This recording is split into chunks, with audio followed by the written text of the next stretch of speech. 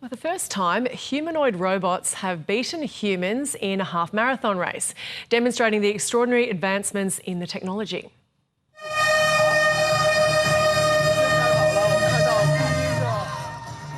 Dozens of Chinese-made robots showed off their autonomous navigation skills at the special race in Beijing.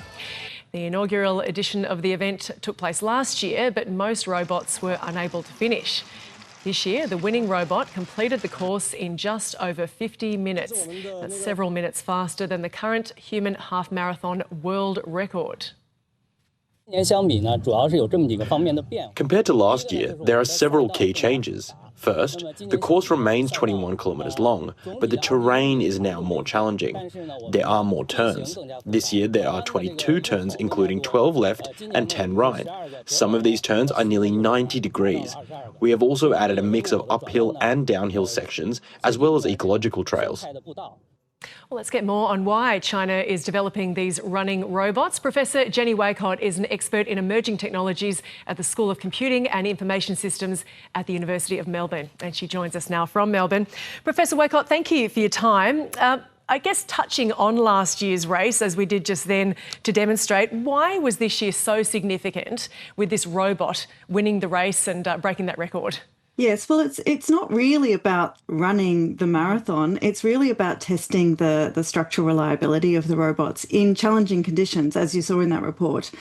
So I believe the purpose of having the robots run the half marathon is about demonstrating their capabilities, as I said, the structural reliability and the cooling technology, to demonstrate that they have the capacity to do these kinds of activities in potentially other environments where they may be able to work in industrial settings or other settings where they can extend human capability.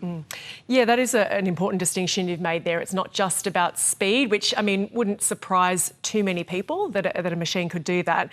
I've also just got to touch on the fact that, I mean, it was entertaining. We were watching these images. They were just funny. We were laughing out loud at it, but there is a real point to this. We are allowed to have a bit of fun with it too, though. Yes, and I think the fact that they did look like humans, or they were designed to look like humans, added to the spectacle of it. And certainly from the reports, it sounds like they were a real hit, you know, with the onlookers, and perhaps stole the show a little bit from the human marathon runners. But I think this concept of creating robots that look like humans, that aim to do things that humans already do, is something we do need to question. If we are going to be developing robots and AI to extend human capability, we really need to be thinking about whether that needs to be something that looks and behaves like humans. Maybe we should be thinking more broadly. Yeah, well, that comes to the darker side of it. I mean, do you think the more that we see of these humanoid robots, the more that we will come around to that idea that they can be used in many settings? And is that such a good thing?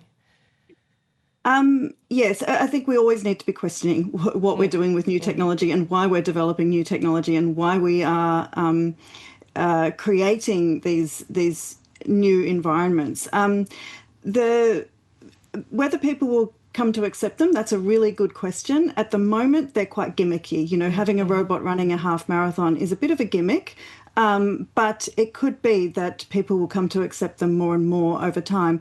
But then again, we're already accepting a lot of technologies that do things, human-like things, like speak to us. You know, there's a lot of attachments that people have to chatbots and so on. And so I think, you know, we need to be always cautiously questioning why we're developing these robots and whether there is something that humans should be doing, that humans should continue to be doing, and we should not be creating technologies that replace those human capacities. And I mean, that timeline that we looked at, the advances between last year's half marathon and this year's, you know, that's a lot of progress over a very short period of time, isn't it? It is a lot of progress, yes. And it makes, and we have seen so much progress in the world of AI in the last few years, and it does create a bit of fear about how rapidly things are developing. And I think we do need to make sure we're developing these technologies for the right reasons. What other spaces, you know, aside from an entertaining, you know, run in a half marathon, but what jobs would humanoid robots potentially be filling? Yeah, so there's a lot of jobs in industrial areas where it might be dangerous for humans, where robots could be going into those spaces. The work that I'm more familiar with, because I do research in social robots used for companionship, so I've been looking at how robots are used to support older people to stay socially connected. There's an example in the United States of a robot called LEQ that is used, delivered to older people who live alone, and it is designed to provide ongoing companionship and to speak autonomously and to have ongoing conversations with people. And in a situation like that, the robot provides value if the human connection is not already there. I think we need to be really careful that we're not replacing human connection. Finally, Professor Waycott, what role is Australia playing in this humanoid robot space? We have developments in Australia. We've got Abby, the robot, an aged care robot that has been developed in Melbourne. I'm unsure how much we're doing in the world of robots that run marathons, but I know we are certainly doing a lot of work in social robots.